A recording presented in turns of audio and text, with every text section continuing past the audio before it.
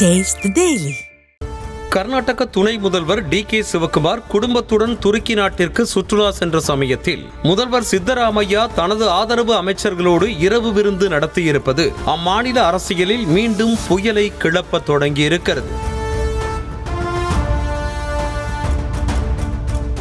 கர்நாடக முதல்வராக சித்தராமையாவும் துணை முதல்வராக டி.கே. சிவக்குமாரும் இருந்து வருகின்றனர். 2023 சட்டமன்ற தேர்தலில் காங்கிரஸ் வெற்றி பெற்ற போது முதல்வர் பதவிக்கு இருவருக்கும் இடையில் கடும் போட்டி நிலவியது. இந்த விவகாரத்தில் தலையிட்ட காங்கிரஸ் டெல்லி மேலிடம் முதல்வர் பதவிக்கான பிரச்சனையை தீர்த்து வைத்தது. அந்த சமயத்தில் 5 ஆண்டு கால ஆட்சியை பகிர்ந்து ஆளும் வகையில் சித்தராமையா மற்றும் டி.கே. சிவக்குமார் இடையே 50-50 டீல் போடப்பட்டதாகவும் அதனால்தான் டி.கே. சிவக்குமார் துணை முதல்வர் பதவிக்கு ஒப்புக்கொண்டார் என்ற பேச்சுக்களும் அடிபட்டன.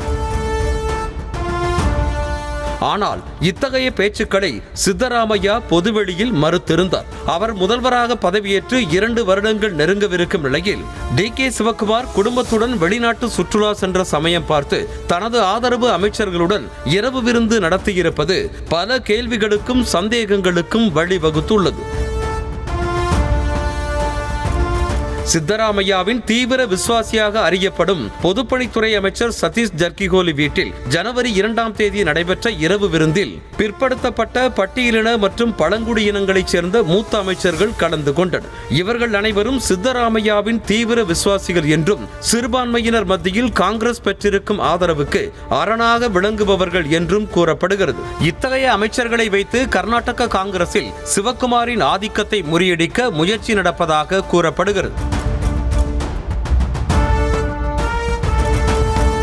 துணை முதல்வராக உள்ள டி.கே. சிவக்குமார் கர்நாடக காங்கிரஸ் கமிட்டியின் தலைவராகவும் பதவி வகித்து வருகிறார். இந்த நிலையில் மாநில காங்கிரஸ் தலைவர் பதவிக்கு டி.கே. சிவக்குமாருக்கு மாற்றாக உள்ளவர்கள் குறித்து இரவு விருந்தில் விவாதிக்கப்பட்டதாக கூறப்படுகிறது. சில அமைச்சர்கள் மாநில காங்கிரஸ் தலைவர் பதவிக்கு விருப்பம் தெரிவித்ததாகவும் ஆனால் அமைச்சர் பதவியில் இருந்து நீக்காமல் மாநில தலைவர் பதவி கொடுத்தால் ஏற்க உள்ளதாக சித்தராமையாவிடம் தெரிவித்ததாகவும் கூறப்படுகிறது.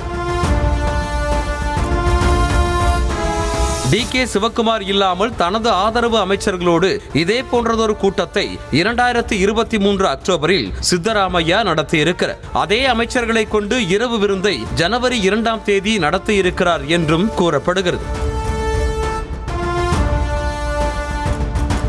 வீடுகள் ஒதுக்கப்பட்டதில் முறைகேடு நடந்ததாக முதல்வர் சித்தராமையா மீது குற்றம் சாட்டப்பட்டு வழக்கு தொடரப்பட்டுள்ளது. முறைகேடு புகாரில் சிக்கியிருப்பதால் சித்தராமையாவை பதவி விலக வேண்டுமென்ற கோரிக்கை எதிர்க்கட்சிகள் மத்தியில் பலமாக எழுந்தது.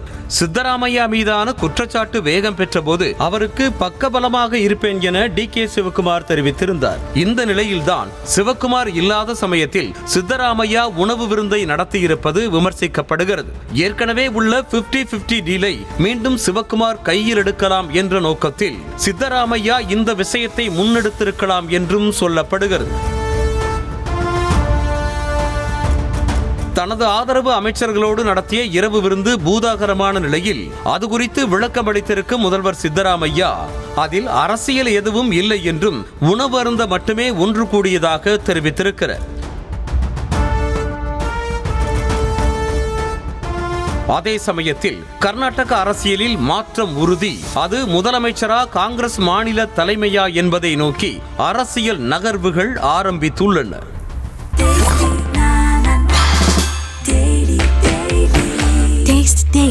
Taste the Daily.